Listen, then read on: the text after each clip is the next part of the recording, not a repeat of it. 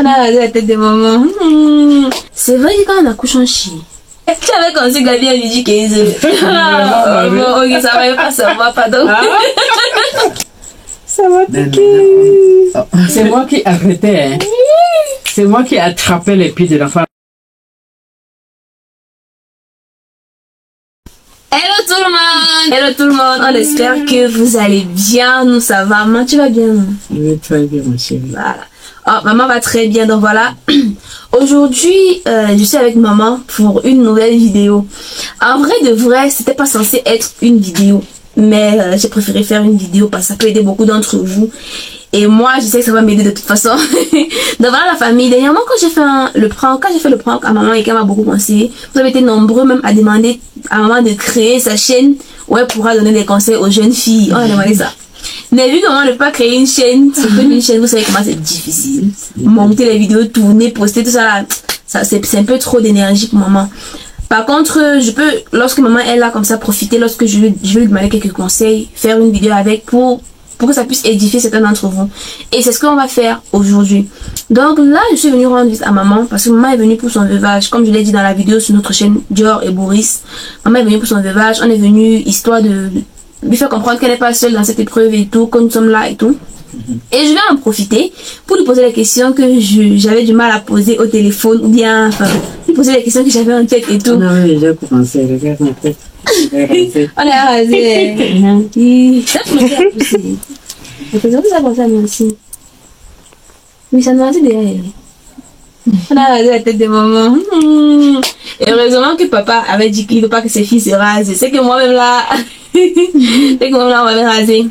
Donc voilà la famille, parce que chez nous en fait c'est la tradition ici à l'ouest. C'est seulement à l'ouest mais c'est dans tout le Cameroun, je sais pas. Je crois que c'est à l'ouest parce que je ne crois pas que les autres font ça. C'est seulement ici. Parce que quand tu... Ici chez nous quand tu perds un être cher, que ce soit ton fils, ta soeur, ta mère, ton père, pour montrer, pour manifester ta tristesse, ta profonde tristesse, tu dois te raser. Vu que la chevelure de la femme c'est comme son bien le plus précieux, était comme son bien le plus précieux à l'époque, il fallait donc que tu te sépares de ton bien le plus précieux pour montrer à quel point tu es profondément endeuillé. Et c'est la tradition là qui est restée jusqu'à aujourd'hui. Sauf que aujourd'hui, les gens ne sont plus tellement obligés de le faire. Avant c'était une obligation. On vous mettait toutes assises à même le sol, on vous rasait la tête. Mais je crois que c'était seulement les femmes qu'on rasait, non? Même les hommes. Ah bon, et même les hommes. Oui. Ah ok. On vous mettait tous assis à même le sol et on rasait vos têtes. Cette tradition là est restée pour les rites de veuvage. Donc quand une femme perd son mari, on va... Mais pourquoi est-ce que quand l'homme perd ça, comment on ne rase pas? L'homme passe chez le coiffeur, non? Pourquoi on ne le fait pas à soi, on le rase aussi comme on rase la femme? Les gens aussi partent se raser chez les coiffeurs. Même les femmes? Pour les femmes, pour... Non, je dis le veuvage. Oui. Non, aussi c'est pour le veuvage, c'est rien que pour les femmes. Pour les femmes, oui. C'est rien que pour les femmes. Donc pendant les rites de veuvage, jusqu'à aujourd'hui, la femme est obligée de renoncer à sa chevelure. Ce n'est pas une option, c'est une obligation. Par contre, les gens aux alentours, c'est-à-dire que ceux qui sont touchés par le deuil ne sont plus tellement obligés de se raser. Déjà qu'il y a les défunts de nos jours qui précisent de leur vivant que une fois qu'ils seront décédés, par exemple, ils ne veulent pas qu'on les enterre, que les gens mettent les vêtements noirs pour venir à les enterrements, un peu comme grand-père. Comme ton père. Papa, oui. Notre grand-père avait précisé qu'il ne veut pas voir quelqu'un en noir à son enterrement. Qu'on porte le blanc pour éclairer son chemin, pour qu'il parte en fait. Exactement. Donc que tout le monde soit en blanc. Parce que lorsqu'on répandait la nouvelle du deuil, on répandait aussi la nouvelle que il ne faut pas que quelqu'un vienne en noir, que tout le monde s'arrange à être en blanc. Donc il y a les défunts qui peuvent exiger cela. Il y a les défunts également qui peuvent demander à ce qu'on ne se rase pas après leur départ. Et c'est ce que mon père avait demandé. Mon père. Exactement. Et même mon papa. Mais la grand-mère, on a rasé la grand-mère pour le veuvage. Oui, pour le veuvage. C'est obligé. C'est obligé. Oui. Donc notre papa également.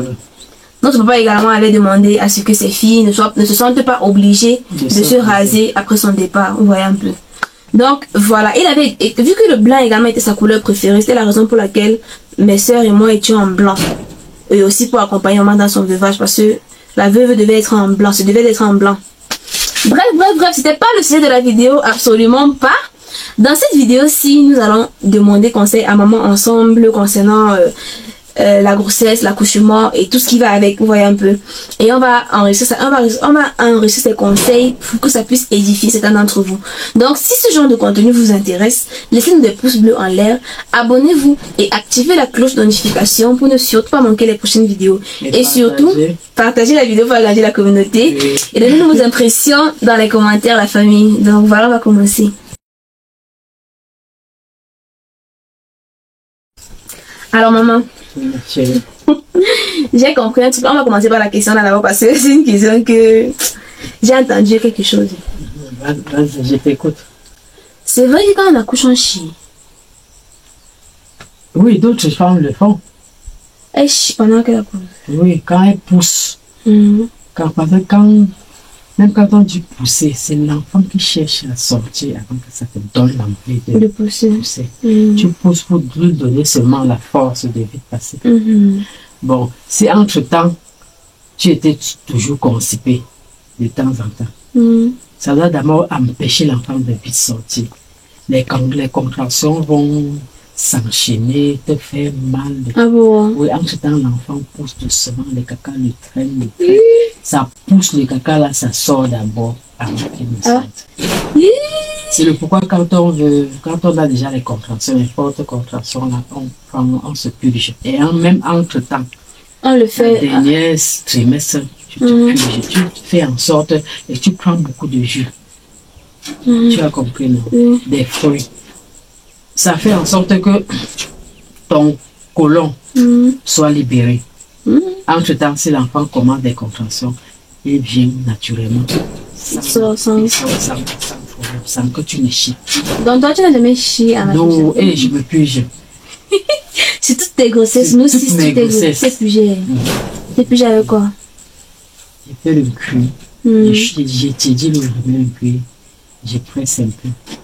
J'ai trait. J'ai avec la pompe. Et tu t'envoies. Combien de fois là, tous les jours ou bien Non, une fois par semaine. Je faisais une fois par semaine. En fait, en accouchant, je vais me compter les nombres des fois. C'est maintenant, aujourd'hui, quand j'ai le combo purgé, je me purgeais au trop 4 fois. Jusqu'à ce que tu as fait. 4 fois. Quand elle sentait trop mal au dos, j'avais un peu de constipation. J'étais un peu constipé. Je partais aux toilettes, je me purgeais. Et quand je ne suis pas constipé, comme il y avait tellement d'avocats ici, il y avait des ananas, ça te libérait. Ça me libérait. Et souvent, même sur d'autres enfants, je me purgeais que le moment où j'ai les contractions. Tu as compris un peu. Juste quand il arrive à l'hôpital, on me dit de rentrer, de revenir le lendemain. Quand il sait qu'il doit mettre quelque chose dans la bouche comme nourriture, je suis obligé de me purger un peu. Parce que j'ai une amie qui fait sciences infinies. Elle a fait son stage à la maternité l'année passée. Et que toutes les femmes qu'elle a vues accoucher ont chié en accouchant. Que l'autre même était en travail. Elle t'a remarqué comment on monte, on descend là. C'est sorti sans qu'elle ne sache. Parce qu'on a jamais vu comment ça descendait sur ses pieds. Oui. Ça. Elle a dit ça dans sa main. J'ai dit que c'est mieux. C'est sorti sans qu'elle ne sache comment. Oh, même le skin me dit que non, que quand elle veut accoucher, quand elle voulait accoucher, dès que l'enfant était là, tu ressens comme si tu as envie de chier. C'est comme si ça appuie ton côlon, c'est comme si tu as envie de chier. Maintenant, n'est-ce pas, si avec les caca, ça va sortir. Ça sort. Si tu ne te purgeais pas souvent, si tu ne prenais pas tellement des jus, des fruits, voilà, ça va sortir, même si c'est ne serait-ce qu'un peu. Ça nettoie d'abord le côlon. C'est le pourquoi quand une femme accouche, elle ne chie pas le jour là. Elle sait même souvent les 2 jours. Il n'y a rien dedans. Il n'y a rien. Il faut qu'elle charge beaucoup. Ok maman, et quand l'enfant naît, donc quand tu accouches, on m'a dit que quand on accouche, généralement les enfants ont mal au ventre. Souvent ils pleurent le ventre. Oui, les coliques. On fait comment pour apaiser ça? Pour apaiser le ventre, qui fait mal à l'enfant. Il suffit seulement que quand tu têtes l'enfant bien, tu le mets comme ça. Il rôde. Oui, tu le mets comme ça, il rôde. Quand tu as l'habitude de têter l'enfant, le mettre sur le lit, têter l'enfant, l'arrêter, ça lui fait mal au ventre. Ça digère en le faisant mal. Mais quand tu mets l'enfant comme ça, ça descend, il fait peur. Ça va faire mal, ça ne doit pas trop faire mal. Ah. Parce que Nancy pleurait. Nous sommes partis voir le blanc à l'hôpital. Madame, faites tout et tout pour que l'enfant rentre. C'est la seule solution, il n'y a pas de médicaments sur ça. Et ça a apaisé. Oui, ça a apaisé. Et si tu le remets peut-être la nuit, puis toi tu as sommeil, tu le mets dans le berceau là. Non, tu ne peux pas. Tu veux que l'enfant soit en bonne santé. Quand tu es déjà mère, tu es condamné à veiller sur l'enfant. Tu ne peux même pas. Et même, j'ai interdit à tes grandes sœurs de ne pas se coucher au lit. Et à mes femmes de ne pas se coucher au lit. Parce que quand l'enfant se réveille, tu t'assois, tu t'occupes d'elle jusqu'à il dort. Avant que tu le mets au lit, tu dors aussi. Quand tu vas venir, qu'il va accoucher, non? C'est prêt à Dieu, mais ça, je suis que là. Parce que j'ai encore tellement de choses à apprendre.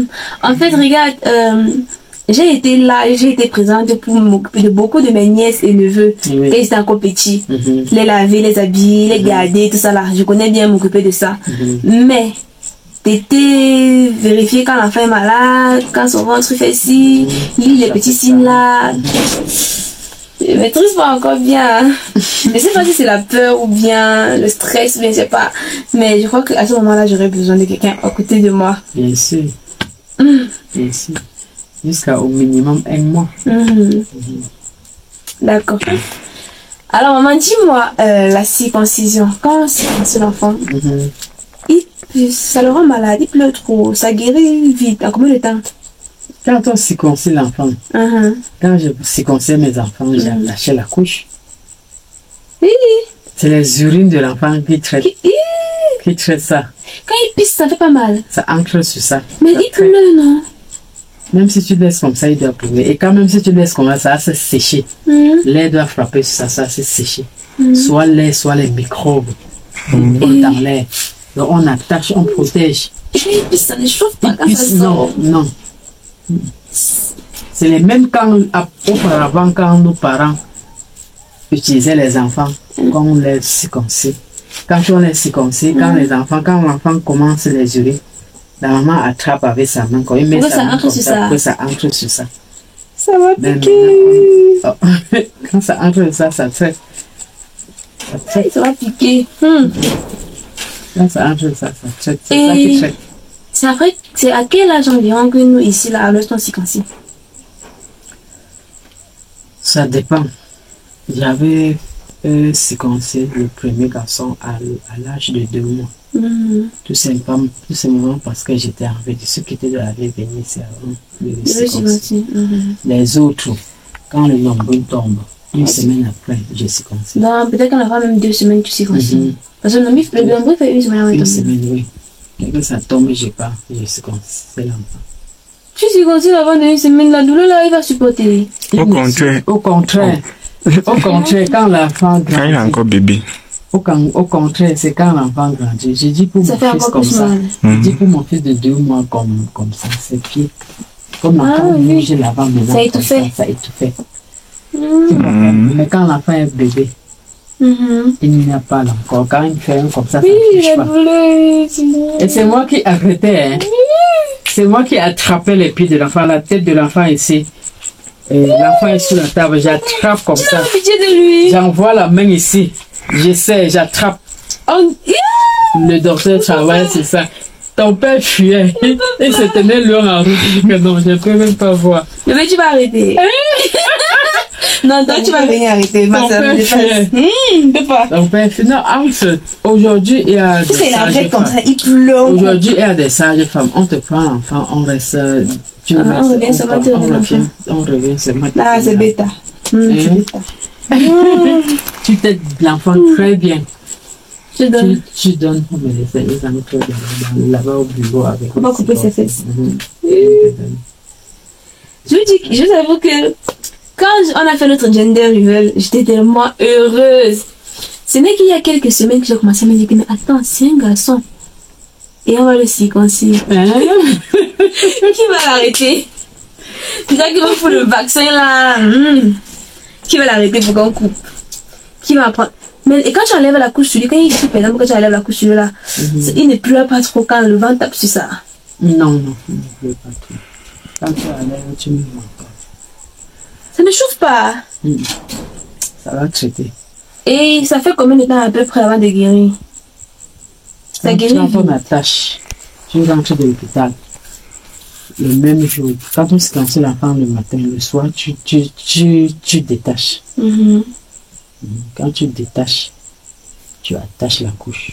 Quand tu enlèves la couche, si tu vois que ça saigne trop, tu rentres à l'hôpital. Ne tarde même pas. Tu comprends un peu, non? Parce que souvent, en séquençant, on fait l'erreur sur la veine. Tu rentres à l'hôpital, on vérifie, on attache encore. Si je n'étais pas là, l'enfant de Prudence. Alors, j'ai une autre question. J'ai une abonnée qui m'a dit ceci. Elle a dit que elle m'a conseillé en fait de noter à chaque fois que bébé bouge. Donc en fait les heures où bébé bouge beaucoup plus, je mémorise. Il y en a les heures où je sais qu'il bouge un peu, mais pas trop. Je mémorise aussi. Les heures aussi où je sais qu'il ne bouge quasiment pas, qu'il dort. Je mémorise aussi. Parce que souvent ça aide le médecin à savoir à quel moment l'enfant peut probablement arriver. Donc peut-être si j'arrive à l'hôpital midi et que j'ai les contractions, il y a les médecins qui peuvent me demander est-ce que souvent avec l'heure là il bouge beaucoup.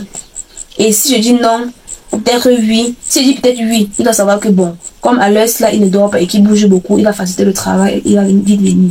Mais que s'il a rien dormi et que souvent c'est à la nuit, vers minuit, 1 heure qu'il bouge comme celui-ci là, c'est à l'heure là qui c'est possible que j'accouche. Est-ce que c'est vrai? Tu as fait la remarque là? Tu as fait... Non, moi. Ah bon? Tu as accouché la nuit? J'accouche de mes enfants que la nuit, c'est seulement le premier. Que tu as accouché la nuit? Tu nous as accouché de quelle heure? J'avais accouché à 20h. Carmel aussi. 19h30, 20h. Trésor, 19h30, 20h. Emma, à minuit 30, à minuit 15. Emma, à minuit 15.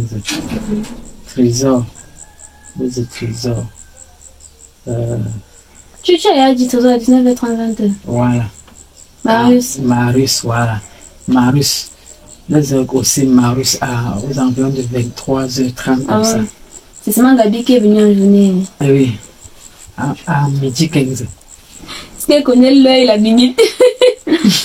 Mais, et on bougeait plus avec quel moment? Je ne sais pas. Ah bon, je n'ai pas remarqué. C'est que vous étiez en train de bouger. Et moment vous dormez. Je n'avais pas mémorisé. Parce que c'est quand même possible que on bougeait plus la nuit. Parce que les enfants ont tendance à beaucoup plus bouger la nuit en soirée. Et j'apprends que les enfants qui sortent la nuit, c'est comme... C'est déjà des enfants que tu as conçus la nuit. Tu avais conçu Gabi à midi 15. Et je sais. Je peux dire oui, parce que c'était mon premier enfant. Tu sais quand vous êtes... Ok, ça va pas savoir, pardon. D'accord. En fait, donc c'est possible que quand même que... Bon, c'est vrai qu'on dit aussi que l'enfant sort à l'heure à laquelle on l'a conçu. Si celui-ci a sorti à l'heure à laquelle on l'a conçu, il va coucher en journée. Alors... Mais on m'a aussi fait comprendre que c'est quand il est beaucoup en mouvement. L'heure à laquelle il est souvent beaucoup en mouvement qui peut facilement sortir. Et t'as pas... La nuit, maman, il me réveille à 2h chaque nuit. Tu te couches comme ça là, il cogne. Tu te couches comme ça là, il cogne. Tu n'arrives pas à dormir, tu n'arrives pas à dormir. Ouais. Cher. Quand la bonne m'a dit ça, elle dit que, hey, la nuit, maman. Ok. Bon. Maman, j'avais une autre question. Est-ce que ça t'est déjà arrivé pendant une de nos grossesses, pas seulement, bon, une des toutes les grossesses que tu as eues, d'avoir les mauvais rêves? Donc, c'est-à-dire que, peut-être comme tu as, peut-être Gabi, comme c'est ta première grossesse, genre, je sais pas, tu te poses tellement de questions que la nuit tu fais les mauvais rêves. Ça t'est arrivé? Et c'est que les mauvais rêves, c'est les pensées que tu as pensées pendant la journée. Si tu as vu un film, si on t'avait parlé de quelque chose d'horreur, dans la nuit, tu dois rêver de ça. Tu comprends un peu mieux. On me rêve quand on voit un film d'horreur, je dors dans la nuit, je rêve. Pendant la journée, quand on parle des mauvaises choses, des trucs qui ne sont pas bien, dans la nuit, je rêve. Déjà parce que moi, depuis un moment, je fais les mauvais rêves. J'ai même l'impression souvent de voir quelqu'un quand il me réveille. Presque tous les jours, même pas que presque tous les jours. Et certaines personnes, j'ai lu certains témoignages de certaines personnes qui disaient que c'est juste parce que c'est ma première grossesse et que j'ai tellement peur. Je me demande tellement si je serai à la hauteur de le protéger et tout ça là que je fais tous ces rêves la nuit. Donc, peut-être pour arrêter de rêver comme ça, il faut juste que je me rassure, ou bien c'est comment. Je ne comprends pas. Parce que l'autre me disent que si je veux arrêter de faire des mauvais rêves et tout ça, il faut juste que j'essaie de me dire en moi-même que je serai une bonne mère, que tout va bien se passer. J'essaie de parler au bébé aussi, le rassurer et tout. Dans mes yeux. Maintenant, on me dit que quand tu fais un cauchemar, quand tu te réveilles là, le cauchemar est encore là. Donc c'est encore devant tes yeux avant que quand tu te réveilles bien, ça s'en va. Maintenant, moi, je ne sais pas comment je peux bien faire pour chasser ça. Parce que la nuit, je ne dors pas bien. À vrai dire. Souvent, c'est même en journée maintenant que je dors un peu. Sinon, la nuit, tout le temps. Quand il me réveille comme ça, après dormir encore et tu. On m'a dit que c'est parce que je m'inquiète trop et tout. Et comme l'enfant est en train de venir dans quelques mois aussi, je commence à me poser trop de questions et que c'est pas bien. Ça t'est jamais arrivé? Non. Ah bon? Quand je rêve, même dans la nuit, dès que je rêve, quand je sens déjà que c'est un mauvais rêve, je me réveille. C'est ça que moi je fais, je me réveille. Mais quand il me réveille, j'ai l'impression d'être encore dans le rêve. Je fais un signe de croix. Un signe de croix. Et quand je veux dormir, quand je veux me coucher, je fais bien ma prière. Je dors. Si je te dis que je rêve, c'est que je me... Même si je rêve en ce temps-là, ça doit être seulement être bien dans les rêves. Je cause, je m'amuse. Mais le genre de rêve qui fait peur, c'est le genre des nuits. C'est dans les nuits que je dors. C'est un signe de croix. En tout cas. Ok. Je crois que c'est tout. Je crois que c'est tout. On va laisser comme ça. Sinon, il va encore me stresser encore plus.